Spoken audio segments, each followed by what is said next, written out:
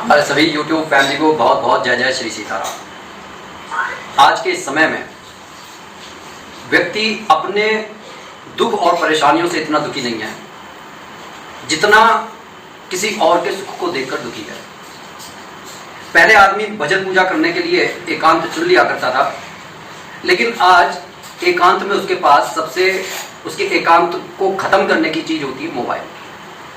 अब मोबाइल में बहुत सारे ऐप हैं, फेसबुक है, इंस्टाग्राम है, और ये उसके फ्रेंड से जुड़े हुए हैं, उसके रिलेशन से जुड़े हुए हैं।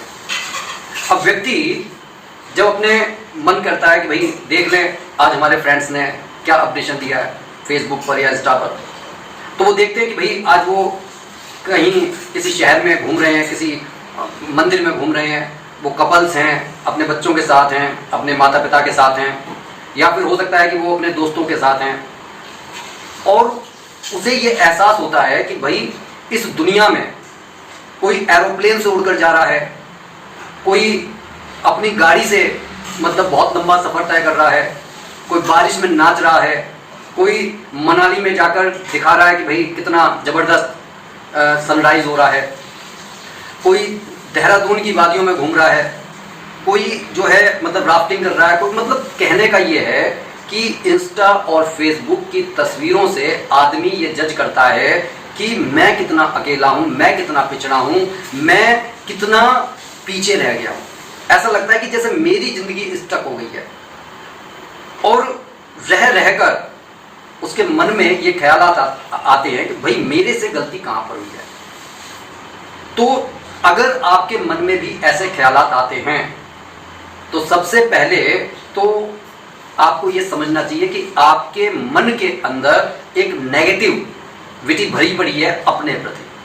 और कहा जाता है जिस व्यक्ति के अंदर अपने प्रति नेगेटिविटी भरी होती है उसे संसार की कोई भी पॉजिटिविटी तब तक फायदा नहीं दे सकती जब तक वह खुद अपने अंदर जो पॉजिटिव चीज है उसको मतलब बढ़ाने की कोशिश नहीं करता। किस तरीके से ये बात है, जैसे एक डॉक्टर हमारे मर्ज को देखकर दवाई दे देता है, तो आप ये मानिए वो जो बाहर से दवाई आ रही है वो पॉजिटिविटी है, और अगर आपको वो दवाई लेनी है सही होने के लिए तो आपको कुछ परहेज करने पड़ेंगे। वो परहेज पॉजिटिविटी है, लेकिन अगर आप लापरवाही कर रहे हैं वो नेगेटिविटी है। तो हर वक्त आपको जागरूक रहना है, संयमित रहना है, और ये जो माया जाल है, जो आजकल आर्टिफिशियल इंटेलिजेंस का जो माया जाल है, इससे बाहर निकल कर आना है। इसमें त्रेता युग से जो लोग फंसे तो फंसते ही चले गए, लेकिन आज ये हमारे को जीता जागता प्रमाण दिखाई दे रहा है कि आज ये माया जाल ने इतना जबरदस्त रूप ले लिया है कि आप एआई से कितनी सुंदर तस्वीरें बना सकते हैं, आप असली आदमी में और नकली आदमी में फर्क नहीं कर सकते कि वो असली आदमी किस तरीके से मुस्कुरा रहा है और वो आर्टिफिशियल आदमी किस तरीके से मुस्कुरा रहा है। तो हमारे को ये समझना होगा जो इंस्टाग्राम पर वो आर्टिफिशियल तस्वीरें हैं, कहने का मतलब वो जो तस्वीरें खींची गई हैं वो जिंदगी असली जिंदगी नहीं है। उससे अगर आप अपने आप को जज करने लगे हो तो आप ये समझ लीजिए कि आप अपनी जिंदगी में आगे नहीं बढ़ सकते। क्योंकि देखिए विचार रह रहकर आप पूजा करने बैठे हो, लेकिन आपका विचार बहुत दूर चला जाएगा। कभी आप मन से, शरीर से, आत्मा से उस प्रेजेंट टाइम में नहीं रह पाओगे, और जब प्रेजेंट टाइम में नहीं रह पाओगे तो आपका समय चुटकी में यूं ही चला जाएगा। और जब आप होश में आओगे उस समय देखोगे कि मैंने कितना जो ऐसा समय जिसे मैं बहुत अच्छा इस्तेमाल कर सकता था वो मैंने बेवजह बर्बाद कर दिया। देखिए किसी को किसी की जिंदगी में कोई इंटरेस्ट नहीं है, इसलिए कोशिश ये कीजिए कि अपनी जिंदगी में सुधार कीजिए। मैं तो हमेशा ये भी कहता हूं कि जो पूजा पाठ आप कर रहे हैं उस पूजा पाठ को सिर्फ आप घंटी बजाकर, जोत जलाकर ये मत समझिए कि आपने पूजा कर ली। जिस पूजा से आपके मन के अंदर शांति पैदा ना हो, जिस पूजा से आपको ऐसा अपनी आत्मा में विश्वास पैदा ना हो कि भाई मैं भगवान का नाम लूंगा और मेरे संकट दूर हो जाएंगे, तो वो पूजा किसी काम की नहीं है। इसलिए हमारे को हमेशा ये प्रयत्न करने चाहिए कि पॉजिटिव ही सोचना चाहिए। नेगेटिव विचार आते ही आपको उन्हें घर के दरवाजे से धक्का मारकर बाहर निकाल देना चाहिए, तो सही है। आज एक छोटा सा यही उपाय मैं आपके लिए लेकर आया हूं कि जिसे आपको मन, अपने शरीर और आत्मा को एकाग्र करके प्रेजेंट टाइम में करना है। आप इस उपाय को मंगलवार को भी कर सकते हो, आप इस उपाय को शनिवार को भी कर सकते हो। लेकिन बार बार मैं ये कह रहा हूं कि जो बाहर के माया जाल से निकल कर आओ और सादा जीवन उच्च विचार की तरफ अगर आप चलोगे तो आप ये पाओगे कि आपके अंदर से निराशा के भाव खत्म हो रहे हैं, आत्मविश्वास बढ़ रहा है। और भगवान की शरण में जाने के बाद में जब आप देखिए, अगर भगवान की शरण में आप बैठ रहे हैं और फिर भी आपको डर लग रहा है, आप भविष्य के प्रति चिंतित हैं, या फिर मतलब एक तरीके का आपको कोई आनंद नहीं मिल रहा, तो इसका मतलब यह है कि आप वहां पर, आपका शरीर तो बैठा है लेकिन आपका मन वही इंस्टा पर अटका पड़ा है और आपकी आत्मा आपको कहीं और, क्योंकि आत्मा तो देखिए, आत्मा परमात्मा का अंश है, वो आपको उसकी तरफ खींचेगी। लेकिन मन की मलिनता की चादर जब आत्मा के ऊपर चढ़ जाती है तब हमारे को कुछ नजर नहीं आता। बस गलत काम करने के बाद में हम ये सोचते हैं कि यार ये ना किया होता, क्योंकि देखिए आप हमारे शरीर के अंदर जैसा आप सोचोगे वैसे हार्मोन्स पैदा होंगे, और जो हार्मोन धक्का मारेंगे आपके शरीर में, जो उबाल मारेंगे, वो जब तक आपके व्यवस्थित घर को पूरी तरीके से बिखरा नहीं देंगे। जैसे कि बाहर आंधी चल रही है, इस संसार में माया की आंधी चल रही है, लेकिन अगर आपने भक्ति के दरवाजे लगा रखे हैं तो आप ये समझ लीजिए कि आपके मन के, आपके शरीर के अंदर जो शांति है वो पूरी तरीके से सही बैठी रहेगी। लेकिन अगर भक्ति के दरवाजे टूटे हुए हैं, जर्जर हैं, और वो माया की आंधी घर में आई तो सब कुछ बिगाड़ देगी। सब कुछ बिगाड़ने के बाद में आप होश में आओ तो कुछ फायदा नहीं है। इतनी ज़्यादा बात कहने के पीछे सिर्फ ये मैं आपको मोटिवेट कर रहा हूँ कि होश में रहना सीखो। आदमी ये कहता है कि भाई मैं अपने घर परिवार के साथ सारी जिम्मेदारियां निभाते हुए माता पिता की बातें सुन रहा हूँ, बच्चों की बातें सुन रहा हूँ, पत्नी की बातें सुन रहा हूँ, नौकरी करके आ रहा हूँ, तो बेहोश कहाँ हूँ। लेकिन इसे होश नहीं कहते, क्योंकि आप कभी नोटिस करना, जब नौकरी पर आदमी जाता है तो बेमन से जा रहा होता है। अगर किसी से पूछो कि हाँ जी कहाँ चल रही है, नौकरी पर जा रहे हैं, ड्यूटी पर जा रहे हैं, इस तरीके से उसकी मरी मरी सी आवाज़ निकलती है। लेकिन जब वो वहाँ से लौटता है तब वो एक्चुअली परिवार से मिलने के लिए नहीं लौटता, उसके मन में ये होता है मैं आज़ाद हो गया, आज का एक दिन मेरा बीत गया। और वो घर पर आने के बाद में सबसे पहले टीवी खोल कर बैठेगा, हुक्म दे देगा, चाय आ जाएगी, और इसी तरीके से वो रात भी बीत जाएगी। लेकिन अगर आप जागरूक होंगे तो आप उस चाय के सिप को अपने परिवार के साथ बैठकर पूरी तरीके से एंजॉय करेंगे। इस तरीके से एंजॉय करेंगे कि आपका मन भी वही होगा, आपकी देह भी वही होगी और आपकी आत्मा भी वही होगी। और जब इस तरीके से आप बैठेंगे, मन बार बार आपको कहीं और लेकर जाएगा, लेकिन आप कहेंगे नहीं, मेरे सामने मेरे पिता बैठे हैं, मेरे सामने मेरे बच्चे बैठे हैं, इस समय मेरी प्रायोरिटी ये हैं। आप देखिए कितना आनंद आएगा। जब भी मन भागे, देखिए जब आप ड्यूटी पर जा रहे हैं तब वहां पर सिर्फ ड्यूटी ही होनी चाहिए, उस समय आपको घर के बारे में कुछ नहीं सोचना चाहिए, तब आपके काम में एक शार्पनेस आएगी।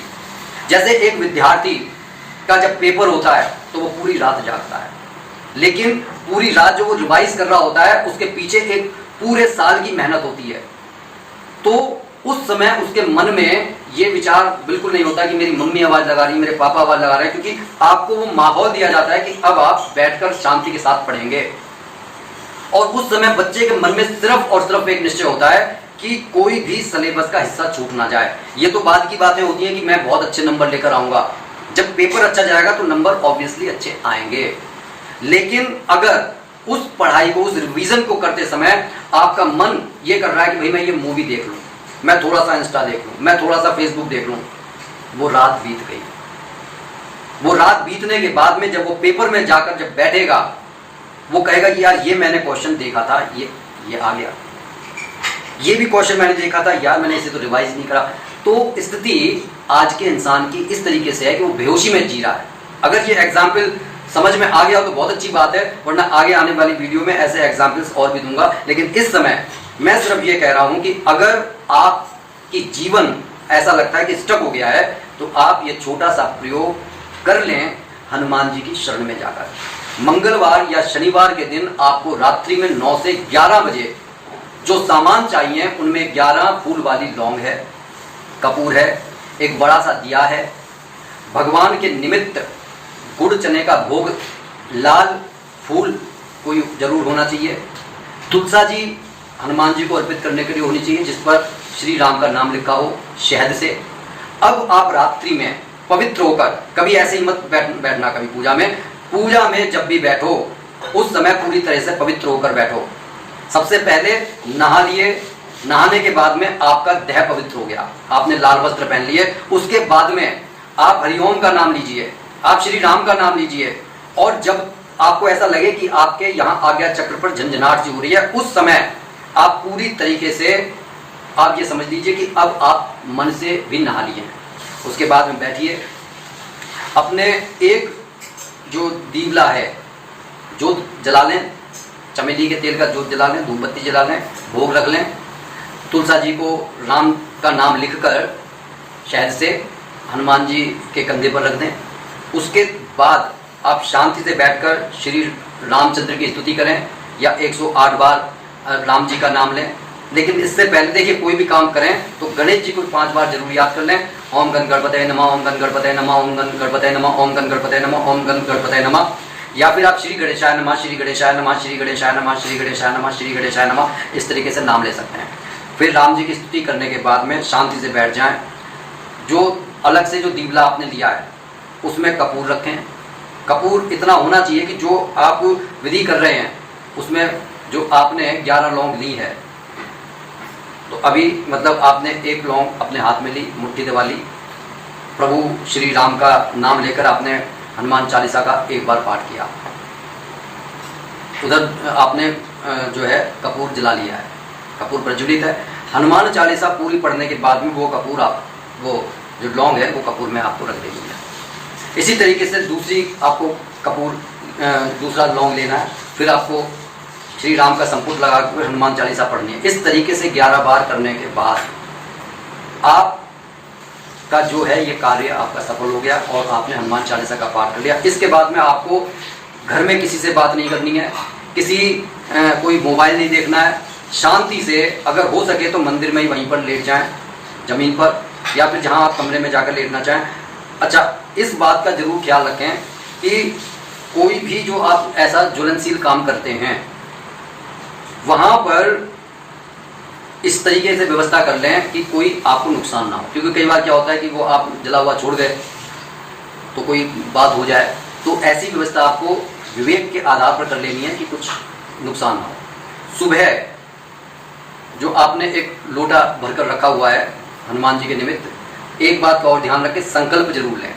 किसी भी पूजा को करने से पहले जब संकल्प लिया जाता है तो संकल्प का ये अर्थ होता है कि मैं 11 बार हनुमान चालीसा का पाठ कर रहा हूँ, मेरा ये नाम है, मेरे पिता का ये नाम है, मेरा ये गोत्र है, मैं यहाँ पर रह रहा हूँ, मेरे को ये समस्या है, इस समस्या के निवारणार्थ मैं आपका 11 बार हनुमान चालीसा का पाठ कर रहा हूँ। जब वो पूरा हो जाए उस समय आप जाकर सो गए, और सोने के बाद में सुबह उठकर सबसे पहला काम आपको ये है कि वो जो लोटे में जल भरा हुआ है उसे पूरे घर में छिड़क दें और बचे हुए जल को सूर्य देव को अर्घ्य दे दें। जो वो राख बची हुई है उसको अच्छी तरीके से सिलवट्टे पर पीस कर, क्योंकि उसमें थोड़ी सी वो रह जाएगा, अगर ना रह गया फिर कोई बात ही नहीं है, उसको आपको एक डिब्बी में भरकर भस्म बन गई है। इस भस्म का इस्तेमाल जब भी आप किसी अच्छे कार्य के लिए जा रहे हैं, किसी लेन देन के कार्य के लिए जा रहे हैं, किसी आर्थिक कोई मतलब कि आपको कुछ लेना है या देना है इसलिए जा रहे हैं, तो छोटा सा तिलक आप माथे पर लगा लें, गले पर लगा लें, छाती पर लगा लें। कोई पेपर देने के लिए जा रहे हैं तब आप इसका इस्तेमाल कर सकते हैं। आप किसी और के निमित्त भी इसका इस्तेमाल कर सकते हैं, जो कोई बीमार है आप उसके भी लगा सकते हैं। तो ये आपकी एक ऐसी औषधि तैयार हो गई है कि ये आपको हर कार्य में सफलता दिलाएगी, आपके आत्मविश्वास को बढ़ाएगी, आपके दिमाग से ये बात निकाल देगी कि आपका जीवन स्टक हो गया है। लेकिन पूरी आस्था और विश्वास के साथ जब करेंगे उसके बाद में ही कोई भी चीज़ फलीभूत होती है। तो कैसी लगी ये जानकारी कमेंट करके जरूर बताइएगा। और मेरी विनम्र प्रार्थना है आप सभी से, जो भी चैनल पर नए हैं कृपया चैनल को सब्सक्राइब करके हमें मोटिवेट करें, सनातन धर्म को आगे बढ़ाने में सहयोग दें। बोलिए जय जय श्री सीताराम।